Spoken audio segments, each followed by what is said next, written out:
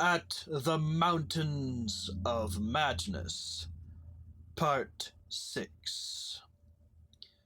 It would be cumbrous to give a detailed, consecutive account of our wanderings inside that cavernous, aeon-dead honeycomb of primal masonry, that monstrous lair of elder secrets which now echoed for the first time after uncounted epochs to the tread of human feet. This is especially true because so much of the horrible drama and revelation came from a mere study of the omnipresent mural carvings. Our flashlight photographs of those carvings will do much toward proving the truth of what we are now disclosing, and it is lamentable that we had not a larger film supply with us. As it was, we made crude notebook sketches of certain salient features after all our films were used up. The building which we had entered was one of great size and elaborateness, and gave us an impressive notion of the architecture of that nameless geologic past. The inner partitions were less massive than the outer walls, but on the lower levels were excellently preserved. Labyrinthine complexity, involving curiously irregular differences in floor levels, characterized the entire arrangement, and we should certainly have been lost at the very outset, but for the trail of torn paper left behind us. We decided to explore the more decrepit upper parts first of all, hence climbed aloft in the maze for a distance of some 100 feet, to where the topmost tier of chambers yawned snowily and ruinously open to the polar sky. Ascent was effected over the steep, transversely ribbed stone ramps, or inclined planes, which everywhere served in lieu of stairs. The rooms we encountered were of all imaginable shapes and proportions, ranging from five-pointed stars to triangles and perfect cubes. It might be safe to say that their general average was about 30 by 30 feet in floor area and 20 feet in height, though many larger apartments existed. After thoroughly examining the upper regions and the glacial level, we descended story by story into the submerged part, where indeed we soon saw we were in a continuous maze of connected chambers and passages, probably leading over unlimited areas outside this particular building. The cyclopean massiveness and giganticism of everything about us became curiously oppressive, and there was something vaguely but deeply unhuman in all the contours, dimensions, proportions, decorations, and constructional nuances of the blasphemously archaic stonework. We soon realized, from what the carvings revealed, that this monstrous city was many million years old. We cannot yet explain the engineering principles used in the anomalous balancing and adjustment of the vast rock masses, though the function of the arch was clearly much relied on. The rooms we visited were wholly bare of all portable contents, a circumstance which sustained our belief in the city's deliberate desertion. The prime decorative feature was the almost universal system of mural sculpture, which tended to run in continuous horizontal bands, 3 feet wide, and arranged from floor to ceiling, in alternation with bands of equal width, given over to geometrical arabesques. There were exceptions to this rule of arrangement, but its preponderance was overwhelming. Often, however, a series of smooth cartouches containing oddly patterned groups of dots would be sunk along one of the arabesque bands. The technique, we soon saw, was mature, accomplished, and aesthetically evolved to the highest degree of civilized mastery, though utterly alien in every detail to any known art tradition of the human race.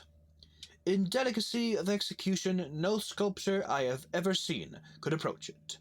The minutest details of elaborate vegetation or of animal life were rendered with astonishing vividness, despite the bold scale of the carvings, whilst the conventional designs were marvels of skilful intricacy. The arabesques displayed a profound use of mathematical principles, and were made up of obscurely symmetrical curves and angles based on the quantity of 5. The pictorial bands followed a highly formalized tradition, and involved a peculiar treatment of perspective, but had an artistic force that moved us profoundly, notwithstanding the intervening gulf of vast geologic periods. Their method of design hinged on a singular juxtaposition of the cross-section with the two-dimensional silhouette, and embodied an analytical psychology beyond that of any known race of antiquity. It is useless to try to compare this art with any represented in our museums.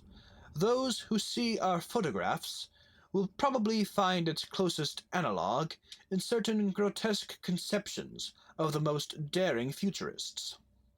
The arabesque tracery consisted altogether of depressed lines, whose depth on unweathered walls varied from 1 to 2 inches. When cartouches with dot groups appeared, evidently as inscriptions in some unknown and primordial language and alphabet, the depression of the smooth surface was perhaps 1.5 inches, and of the dots perhaps a half-inch more. The pictorial bands were in countersunk low relief, their background being depressed about 2 inches from the original wall surface. In some specimens, marks of a former coloration could be detected, though for the most part the untold aeons had disintegrated and banished any pigments which may have been applied. The more one studied the marvelous technique, the more one admired the things. Beneath their strict conventionalism, one could grasp the minute, inaccurate observation and graphic skill of the artists, and indeed the very conventions themselves serve to symbolize and accentuate the real essence or vital differentiation of every object delineated. We felt, too, that besides these recognizable excellences, there were others lurking beyond the reach of our perceptions. Certain touches, here and there, gave vague hints of latent symbols and stimuli, which another mental and emotional background, and a fuller or different sensory equipment, might have made of profound and poignant significance to us. The subject matter of the sculptures obviously came from the life of the vanished epoch of their creation, and contained a large proportion of evident history. It is this abnormal historic mindedness of the primal race, a chance circumstance operating, through coincidence, miraculously in our favor, which made the carvings so awesomely informative to us, and which caused us to place the photography and transcription above all other considerations. In certain rooms, the dominant arrangement was varied by the presence of maps, astronomical charts, and other scientific designs on an enlarged scale, these things giving a naive and terrible corroboration to what we gathered from the pictorial friezes and dados. In hinting at what the whole revealed, I can only hope that my account will not arouse a curiosity greater than sane caution on the part of those who believe me at all. It would be tragic if any were to be allured to that realm of death and horror by the very warning meant to discourage them. Interrupting these sculptured walls were high windows and massive 12-foot doorways, both now and then retaining the petrified wooden planks, elaborately carved and polished, of the actual shutters and doors. All metal fixtures had long ago vanished, but some of the doors remained in place, and had to be forced aside as we progressed from room to room. Window frames with odd transparent panes, mostly elliptical, survived here and there, though in no considerable quantity. There were also frequent niches of great magnitude, generally empty, but once in a while containing some bizarre object carved from green soapstone, which was either broken or perhaps held too inferior to warrant removal. Other apertures were undoubtedly connected with bygone mechanical facilities, heating, lighting, and the like, of a sort suggested in many of the carvings. Ceilings tended to be plain, but had sometimes been inlaid with green soapstone or other tiles, mostly fallen now. Floors were also paved with such tiles, though plain stonework predominated. As I have said, all furniture and other movables were absent, but the sculptures gave a clear idea of the strange devices which had once filled these tomb-like echoing rooms. Above the glacial sheet, the floors were generally thick with detritus, litter, and debris, but further down this condition decreased. In some of the lower chambers and corridors, there was little more than gritty dust, or ancient incrustations, while occasional areas had an uncanny air of newly swept immaculateness. Of course, where rifts or collapses had occurred, the lower levels were as littered as the upper ones. A central court, as in other structures we had seen from the air, saved the inner regions from total darkness, so that we seldom had to use our electric torches in the upper rooms, except when studying sculptured details. Below the ice cap, however, the twilight deepened, and in many parts of the tangled ground level there was an approach to absolute blackness. To form even a rudimentary idea of our thoughts and feelings as we penetrated this eon-silent maze of unhuman masonry, one must correlate a hopelessly bewildering chaos of fugitive moods, memories, and impressions. The sheer appalling antiquity and lethal desolation of the place were enough to overwhelm almost any sensitive person, but added to these elements were the recent unexplained horror at the camp, and the revelations all too soon effected by the terrible mural sculptures around us.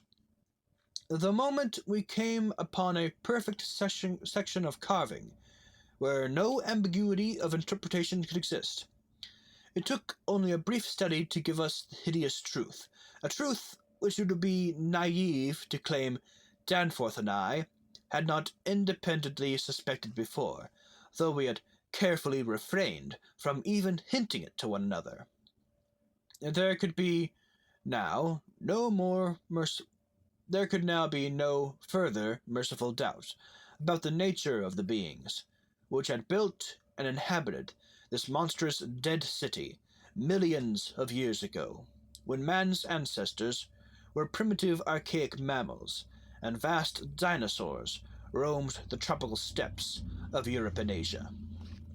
We had previously clung to a desperate alternative, and insisted, each to himself, that the omnipresence of the five-pointed motif meant only some cultural or religious exaltation of the archaean natural object which had so painfully embodied the quality of five-pointedness, as the decorative motifs of Minoan Crete exalted the sacred bull, those of Egypt the scarabus, those of Rome the wolf and the eagle, and those of various savage tribes some chosen totem animal.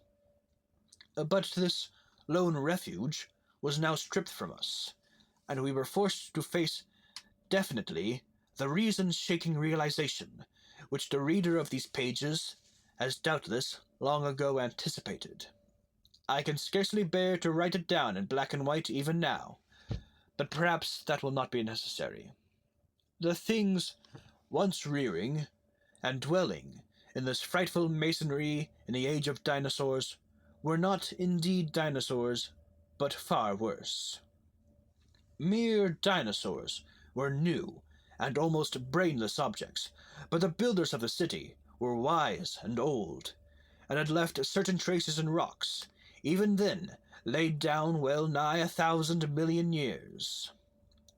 Rocks laid down before the true life of Earth had advanced beyond plastic groups of cells. Rocks laid down before the true life of Earth had existed at all. They were the makers and enslavers of that life, and above all doubt, the originals of the fiendish elder myths, which things like the Narcotic manuscripts and the Necronomicon affrightedly hint about. They were the great old ones that had filtered down from the stars when Earth was young, the beings whose substance an alien evolution had shaped, and whose powers were such as this planet had never bred. And to think that only the day before, Danforth and I had actually looked upon fragments of their millennially fossilized substance, and that poor Lake and his party had seen their complete outlines. It is, of course, impossible for me to relate in proper order the stages by which we picked up what we know of that monstrous chapter of pre-human life. After the first shock of the certain revelation, we had to pause a while to recuperate. And it was fully 3 o'clock before we got started on our actual tour of systematic research. The sculptures in the building we entered were of relatively late date, perhaps 2 million years ago, as checked up by geological, biological, and astronomical features, and embodied an art which would be called decadent in comparison with that of specimens we found in older buildings after crossing bridges under the glacial sheet. One edifice, hewn from the solid rock, seemed to go back 40 or possibly even 50 million years to the lower Eocene or upper Cretaceous, and contained bas-reliefs of an artistry surpassing anything else, with one tremendous exception that we had encountered.